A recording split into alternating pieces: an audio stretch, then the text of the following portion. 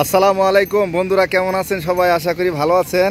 আজকে আপনাদের মাঝে নতুন একটি ভিডিও নিয়ে আসলাম। দেখেন, আপনারা অনেক হয়তো মোষ দেখছেন, এমনি দেখছেন, কিন্তু এইরকমভাবে চকের ঘাস খাইতে হয়তো দেখেন নাই। সেটা আজকে তুলে ধরলাম আমাদের। এই দেখেন, এটা ওই রকম বড় না মোষটা, কিন্তু মোটামুটি মাঝারো সাইজের মোষ।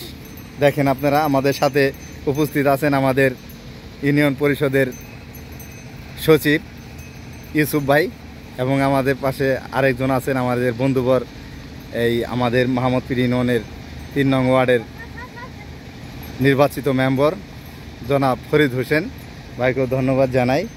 এবং দেখেন, আপনাদের এই মহিষগুলি দেখাইতেছি। এবং আমাদের এটা হলো ঢাকা দুহারের ময়নট ঘাট মিনি কক্সবাজার। সেই ভিডিওটি আজকে আপনাদের মাঝে তুলে ধরলাম। অবশ্যই ভিডিওটি শেষ পর্যন্ত দেখবেন এবং ভালো লাগলে অবশ্যই লাইক কমেন্ট শেয়ার করবেন। ধন্যবাদ সকলকে। আর ভিডিওটি শেষ পর্যন্ত দেখার জন্য অনুরোধ রইল। আরও আপনাদেরকে কিছু দেখাবো আমি। এই যে আরও এই দূর থেকে একটু দেখতে পাইতেছেন যে এটা একটা লঞ্চের মধ্যে এই আমাদের এখানে একটি রেস্টুরেন্ট করা হয়েছে। এটার মধ্যে খুবই সুন্দর পদ্মার হাওয়া বাতাস লাগে। তো আপনারা এখানে ঘুরতে আসবেন। এবং আমরা যেখানে এতক্ষণ বসেছিলাম সেটা হলো আমাদের ফরিদ ভাইয়ের ইলিশ ভাড়ি। সেটাও আমি আপনাদেরকে দেখাবো। একটা হোটেল আছে এখানে, এই ময়নট ঘাট মিনি কক্সবাজার। যদি আপনারা এখানে কেউ আসেন তাহলে এই ইলিশ বাড়ি হোটেলটায় আসার জন্য অনুরোধ রইল। আমি আপনাদেরকে ভিডিওটা দিব একটু পরে। অনেক সুস্বাদু খাবার পাওয়া যায়, সেটা হলো আপনাদেরকে এখন আমি দেখাবো। ইলিশ বাড়ি ময়নট ঘাট একদম দক্ষিণ সাইডে।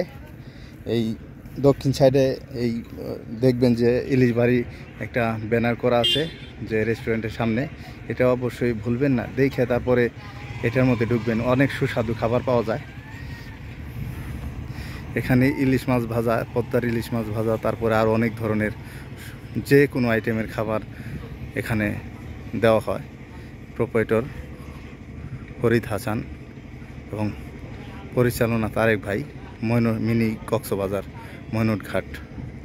দেখতে পাইতেছেন যে এখানে অনেক সুস্বাদু খাবার আইটেম করা হয়। ঠিক আছে, ডালের ভর্তা, তারপরে মাছের ভর্তা শেষ হয়ে গেছে। সুন্দরই করছেন। আর কি আছে? মুরগি শেষের দিকে। এটা হলো মুরগি, ভাত আছে এখানে।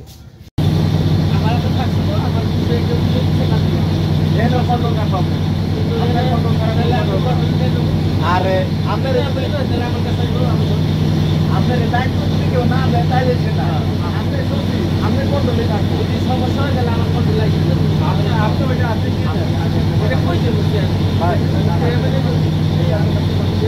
বলে যে না আবেদন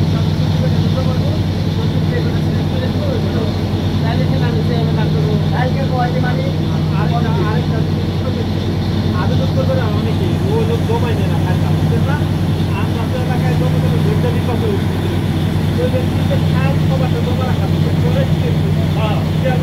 তাই করছেন। এখন আমার চল্লিশটা জমা রয়েছে, কিন্তু জমা নাই না পয়সা দিয়ে গেলাম আলাদা কাগজপত্র